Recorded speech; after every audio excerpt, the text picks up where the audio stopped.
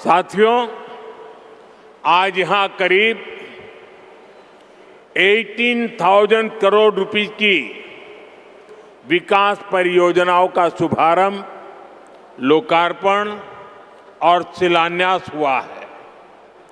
Airport के साथ साथ ये प्रोजेक्ट आंध्र की रोड कनेक्टिविटी से भी जुड़े हैं। इनमें एनर्जी सिक्योरिटी से जुड़े प्रोजेक्ट भी हैं।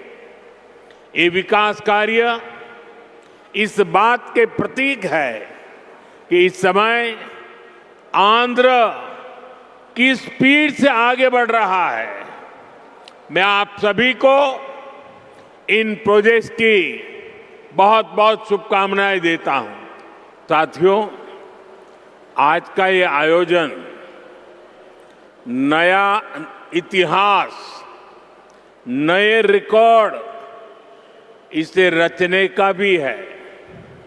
आज एक और विकास के नए रिकॉर्ड बन रहे हैं, तो साथ ही धीमसा डांस का सांस्कृतिक रिकॉर्ड भी रचा गया है। और ये चंद्रबाबू की विशेषता है कि उन्होंने दो क्षितिजों को छुआ है। एक तरफ ऊंची आसमान को छूने वाली व्यवस्था, एयरपोर्ट का निर्माण, और दूसरी तरफ मेरे यहाँ के आदिवासी बहनों के द्वारा धीमसा नृत्य का विश्व रिकॉर्ड बनाना।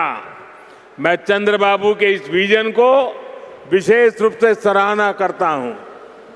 13,000 से ज्यादा आदिवासी बहनों और बेटियों की प्रस्तुति, उनका उत्साह, उनका अनुशासन और आदिवासी संस्कृति का गौरव, यह दृश्य वाकई अद्भुत था। इसमें देश की विविधता की झलक भी थी और पीढ़ी दर पीढ़ी सहेज कर रखी गई जनजातीय विरासत भी थी। मैं इस प्रस्तुति के लिए आप सभी का और विशेष रूप से मेरी आदिवासी बहनों और बेटियों का बहुत बहुत अभिनंदन करता हूं। ये धरती अल्लूरी सीताराम राजू की धरती है। अल्लूरी सीताराम राजू जी ने जिस धरती पर आदिवासी हितों के लिए अपना जीवन समर्पित किया, आज उसी धरती पर आंध्र प्रदेश के एक नए एयरपोर्ट की शुरुआत हो रही है। ये एयरपोर्ट आंध्र और उत्तर आंध्र की ग्रोथ का रनवे है। ये आंध्र के युवाओं के बेहतर भविष्य का लॉन्च पैड है। मैं आंध्र प्रदेश के लोगों को, देश के लोगों को बहुत बहुत बधाई देता हूं। साथियों, पहले जब एयरपोर्ट बनते थे तो एयरपोर्ट के नाम एक ही परिवार के नाम पर चढ़ जाते थे। हमने इस परंपरा को बदला। हमने अयोध्या में एयरपोर्ट का नाम वाल्मीकि के नाम से जोड़ा। हमने पंजाब में संत रविदास जी के नाम से एयरपोर्ट का नाम जोड़ा। और साथियों, केंद्र की एनडीए सरकार ने निर्णय किया है कि इस नए एयरपोर्ट का नाम श्री अल्लूरी सीताराम राजू के नाम पर होगा। आंध्र प्रदेश का जो भी नागरिक इस एयरपोर्ट से यात्रा करेगा, देश और दुनिया का जो भी नागरिक इस एयरपोर्ट से यात्रा करेगा, उसे अल्लूरी सीताराम राजू जी के नाम से जन सेवा और राष्ट्र सेवा की प्रेरणा मिलेगी। बीते 12 इयर्स में देश के एविएशन सेक्टर ने असाधारण प्रगति की है। 2014 तक देश में केवल 74 एयरपोर्ट ऑपरेशनल थे। आज ये संख्या 166 है। एक समय था जब हवाई उड़ानें सिर्फ बड़े शहरों तक सीमित थी। एनडीए सरकार में आज छोटे शहर के साधारण लोग भी फ्लाइट से आ जा रहे हैं। एयरपोर्ट की संख्या ही नहीं बढ़ी है। हमारी उड़ान योजना के कारण आज गरीब परिवार के लोगों को भी जहाज में बैठने का अवसर मिल रहा है। इस योजना ने गरीब से गरीब को अपना सपना पूरा करने में मदद की है। कुछ दिन पहले ही सरकार ने उड़ान योजना के दूसरे फेज की शुरुआत की है। इस पर भी 29,000 करोड़ रुपीस खर्च किए जाएंगे। क्यों? एविएशन सेक्टर में देश ने एक और बड़ा माइलस्टोन हासिल किया है। कुछ ही दिन पहले काशी में जिस स्पोक एयरपोर्ट मॉडल का शुभारंभ हुआ, आज वही मॉडल पंजाब के अमृतसर तक पहुंच गया है। इससे अमृतसर से 25 से ज्यादा इंटरनेशनल डेस्टिनेशन जुड़ जाएंगे। मैं इस उपलब्धि के लिए आंध्र की इस धरती से पंजाब के लोगों को भी बधाई देता हूं। साथियों, हमारे आंध्र प्रदेश के पास हमेशा से विकसित भारत का ग्रोथ इंजन बनने का सामर्थ्य रहा है। आंध्र प्रदेश के विकास के लिए हमारे प्रयास डबल इंजन की स्पीड से आगे बढ़े। इसके लिए मैंने आंध्र के लोगों से डबल इंजन सरकार का आशीर्वाद मांगा था और आज चंद्रबाबू नायडू जी के नेतृत्व में, पवन कल्याण जी के नेतृत्व में एनडीए की पूरी टीम आंध्र प्रदेश के लिए डबल स्पीड से काम कर रही है। साथियों, आज देश ब्लू इकोनॉमी को लगातार मजबूत कर रहा है। हमारा विजन है कि पूरा क्षेत्र कोस्टल इकोनॉमिक कॉरिडोर के रूप में विकसित हो। इसी लक्ष्य के साथ विशाखापट्टनम से कृष्णापट्टनम तक हमारे पुराने पोर्ट्स को आधुनिक रूप दिया जा रहा है। इसके अलावा मुलापेटा और रामायापट्टनम में हम नए पोर्ट भी बना रहे हैं। के साथ साथ पूरे आंध्र में हाईवे और एक्सप्रेसवे का नेटवर्क तैयार हो रहा है।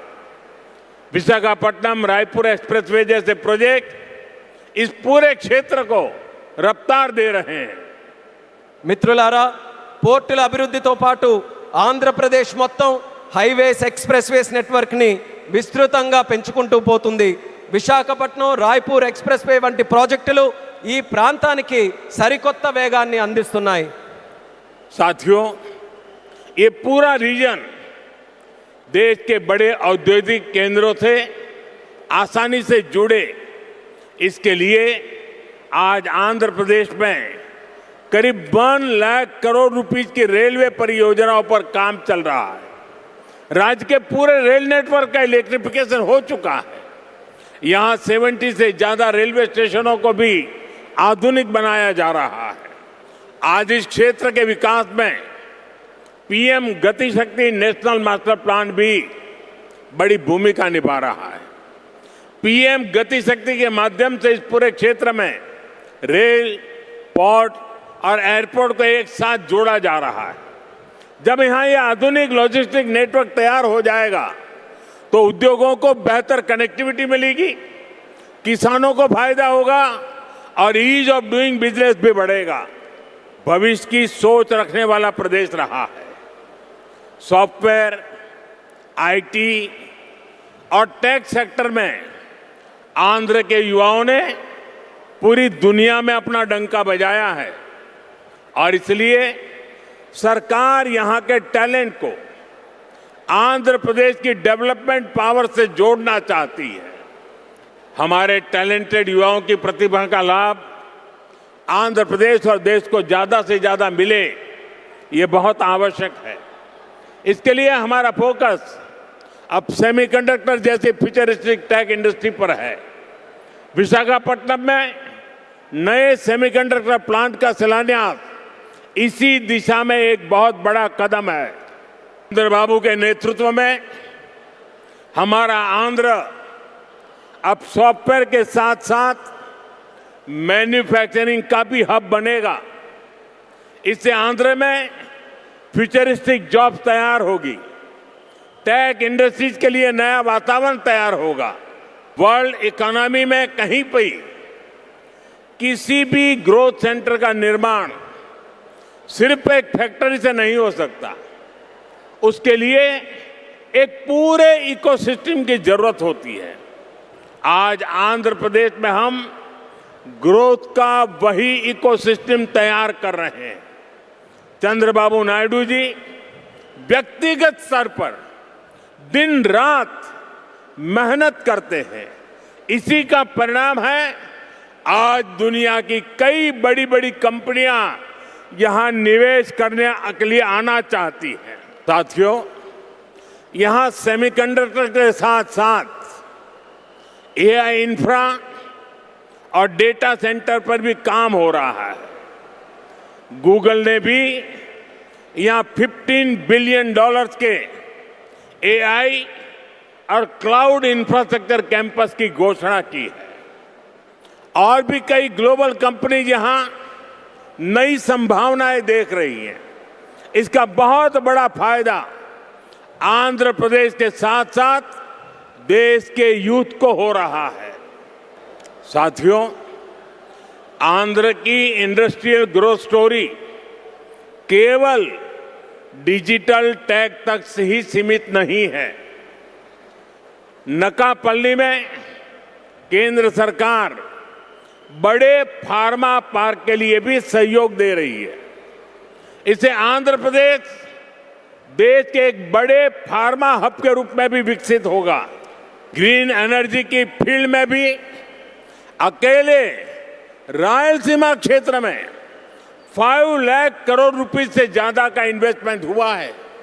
मैं आज आंध्र प्रदेश के आप सभी लोगों को फिर विश्वास दिलाता हूं, हमारी सरकार ऐसी हर संभावनाओं को साकार करने के लिए दिन रात ये डबल इंजन सरकार काम करती रहेगी।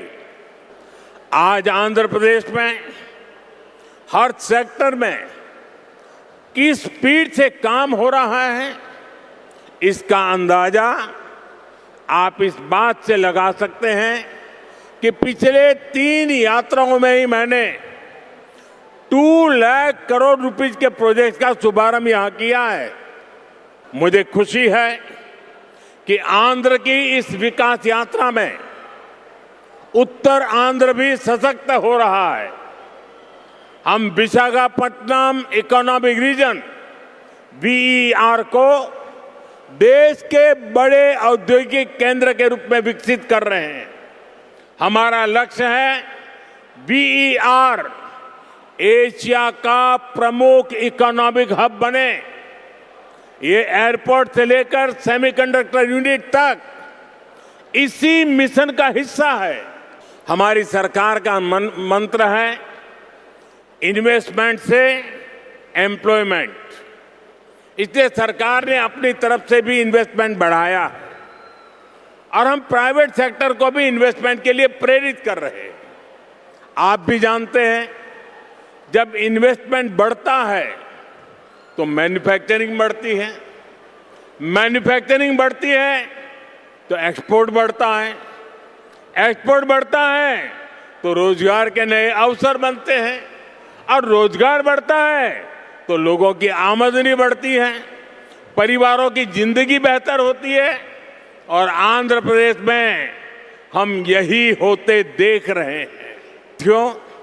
मुझे पूरा विश्वास है आज यहां जितने भी प्रोजेक्ट की शुरुआत हुई है, जिनकी नींव रखी गई है, वो सारे प्रोजेक्ट स्वर्ण आंध्रा और विकसित भारत के संकल्प को पूरा करने में बहुत बड़ा योगदान देंगे। चंद्रबाबू जी के नेतृत्व में आंध्र प्रदेश विकसित भारत के सपने को पूरा करने के लिए एक बहुत बड़ा ऊर्जा स्रोत बन रहा है। मैं एक बार फिर इन सभी परियोजनाओं के लिए आंध्र प्रदेश के लोगों को बहुत बहुत बधाई देता हूं। बहुत बहुत धन्यवाद।